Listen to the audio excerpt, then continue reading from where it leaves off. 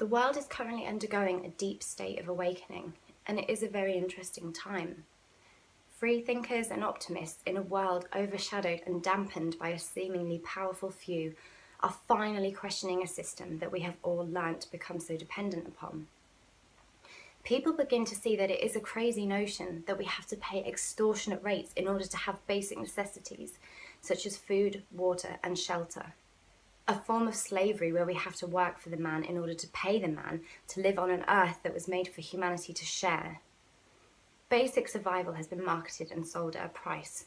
Spiritual growth has been swapped for the want to expand materialistic gain. We fill a void with things rather than genuine connections and heartfelt feelings. How have we allowed ourselves to get into this situation? Why have we succumbed to the point where mothers and babies die hungry and forgotten in the cold, when as a group of cohabiting humans we have more than we have ever even needed? What happened to those people? The ones whose greed has become the downfall of so many. An awakened person will understand how it feels to share literally unbelievable facts that are hidden in plain sight with those around them who are yet to see them. Facts about the rulers of the world, the food that we eat, the symbols laid out before us, the music and films that we have for our entertainment, vaccinations, and the real reasons behind wars, as well as so many other things.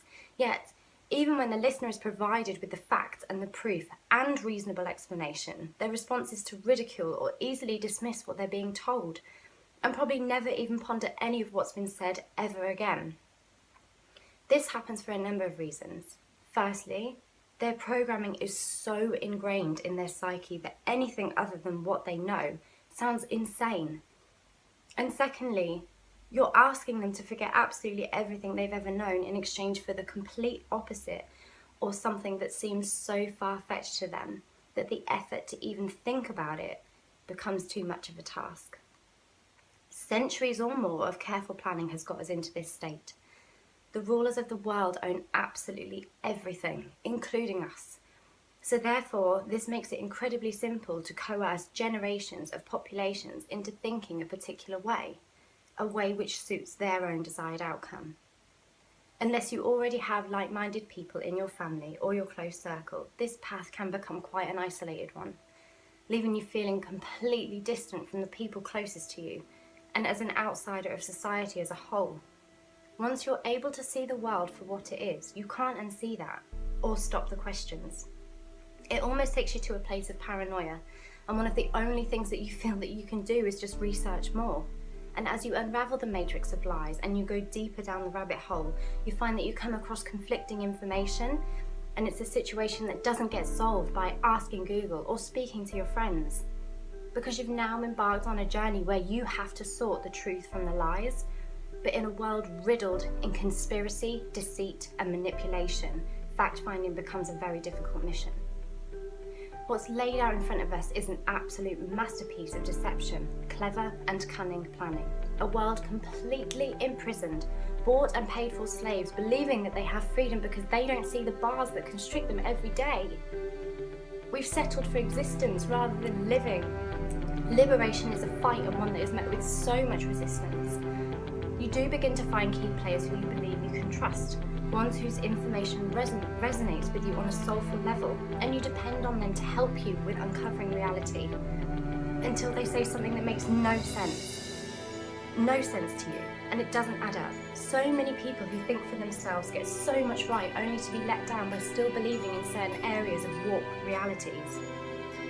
And we see this so often when like-minded, awakened people come together in discussion and end up tearing into one another, enraged by simple disagreements. When really these people are all on the same side, the side that wants justice and for the whole world to wake up from this terrible nightmare. Yet we argue amongst ourselves, and we lack the cognitive dissonance that allows us to consider other possibilities. It's the same cycle again. Unlearning information.